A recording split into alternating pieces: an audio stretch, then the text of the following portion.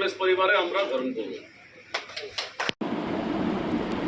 ভারত ছাড়ো আন্দোলনের স্মরণে আসানসোলের কংগ্রেসের বিশেষ কর্মসূচি। 1942 সালে ঐতিহাসিক ভারত ছাড়ো আন্দোলনের বার্ষিকী উপলক্ষে আজ গির্জামোড় এলাকায় কংগ্রেস পার্টি অফিসে আয়োজন করা হয় এক বিশেষ অনুষ্ঠান।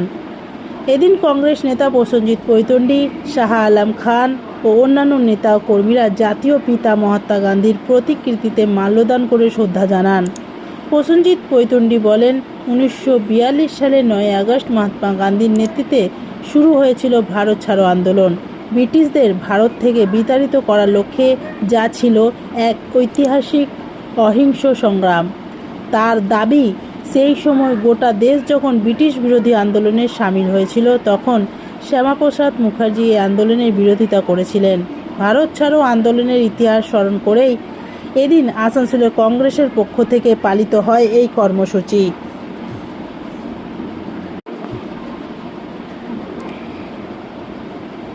একই সঙ্গে আসানসোলের গির্জামোড়ে কংগ্রেসের কার্যালয়ে কংগ্রেসের ঘরের ছেলে এলো ফিরে। তৃণমূল ছেড়ে কংগ্রেসে যোগদান তৃণমূলের নেতা সহ একাধিক কর্মকর্তারা। পুরনো সৈনিক আবার দলের ওপর বিশ্বাস রেখে কংগ্রেস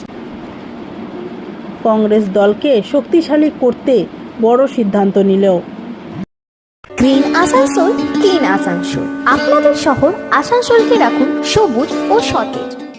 কংগ্রেসের সহসভাপতি তরুণ রায় আছেন, বর্ষিয়ান কংগ্রেস নেতা অশোক রায় আছেন, আমাদের কুলটির থেকে কাজল দত্ত আছেন, শাহ আলম খান আছেন, জামুরিয়া থেকে শান্তিগোপাল সাধু জেলা কংগ্রেস কমিটির এক্সিকিউটিভ মেম্বার, এবং যুব কংগ্রেসের প্রদেশ যুব কংগ্রেসের সম্পাদক অনুপম আছেন, ছাত্র পরিষদের ফাহাদ হোসেন আছেন, সমস্ত স্তরের বুথ ওয়ার্ডের প্রেসিডেন্ট, ব্লক কমিটির সম্পাদক, ব্লক কমিটির সাধারণ সম্পাদক, আমাদের বিভিন্ন মাইনরিটি সেলের পক্ষ থেকে বিভিন্ন ব্লকের চেয়ারম্যান, জেলার সাধারণ সম্পাদক থেকে শুরু করে বিভিন্ন স্তরের নেতৃত্ব উপস্থিত আছে।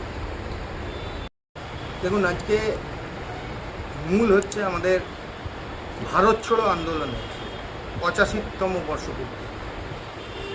তাই উদযাপন করার জন্য আমরা কংগ্রেস কর্মীরা এবং নেতৃত্বরা উপস্থিত হয়েছি বিভিন্ন জায়গা থেকে। কারণ আজকে ভারত ছাড়ো আন্দোলনের যে 85তম বর্ষ, আর এই বর্তমানে বিজেপি সরকার আসার পর সেই আন্দোলনের বিরোধিতাকারী কে মাথায় তুলে বাঙালিকে নতুন করে ইতিহাস পড়াবার যে প্রচেষ্টা হচ্ছে, তাই আমাদের একটা ভারত ছাড়ো আন্দোলনের গুরুত্ব এবং শ্যামাপ্রসাদ মুখোপাধ্যায়ের ভূমিকা ভারত ছাড়ো আন্দোলনে, এর উপরে আমাদের একটি আলোচনা সভা চলছে। तो हमारा डिस्ट्रिक्ट है, तो होम डिस्ट्रिक्ट।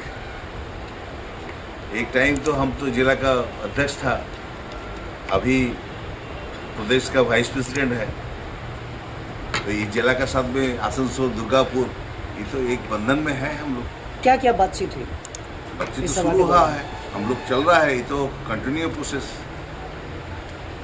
प्रसेनजीत आप लोगों के पास तो सारी व्याख्या दिया है। एक जो कांग्रेस अभी बंगाल के लिए जो सोच है, ऑल इंडिया कांग्रेस है। তৃণমূল থেকে কংগ্রেসে দেখুন, আমি প্রথম কথা 2022-এ কংগ্রেসের জাতীয় কংগ্রেস থেকে ইলেকশনে দাঁড়িয়েছিলাম এবং শেষ পর্যন্ত লড়েছিলাম। আজ 4.5 বছর থেকে কংগ্রেসের মধ্যে অ্যাক্টিভভাবে এসেছিলাম। মাঝে 2 মাসের জন্য হয়তো একটু প্রবলেমের মধ্যে, যাই হোক, অনেক রকম প্রেশার চাপের মধ্যে হয়তো আমি গিয়েছিলাম, কিন্তু আমি আবার আমার পুরনো জায়গাতে এসেছি, জাতীয় কংগ্রেস। কারণ ভারতবর্ষে জাতীয় কংগ্রেস ছাড়া এই বিজেপি যা শুরু করেছে সারা ভারতবর্ষে, একমাত্র কংগ্রেস ছাড়া কোনো বিকল্প নেই। সারা রাজ্যে, সারা ভারতবর্ষে কংগ্রেস এবং রাহুল গান্ধীর নেতৃত্বে সারা ভারতবর্ষে ছাত্র যুব সমাজ থেকে শুরু করে, কিষাণ থেকে শুরু করে, মজদুর থেকে শুরু করে, রাহুল গান্ধীর নেতৃত্বে সারা ভারতবর্ষে 2029-এ পরিবর্তন হবে। তৃণমূল কংগ্রেস ছেড়ে আমি 2022-এই চলে এসেছিলাম এবং আমি 42 নম্বর ওয়ার্ডের ক্যান্ডিডেট ছিলাম, প্রার্থী ছিলাম।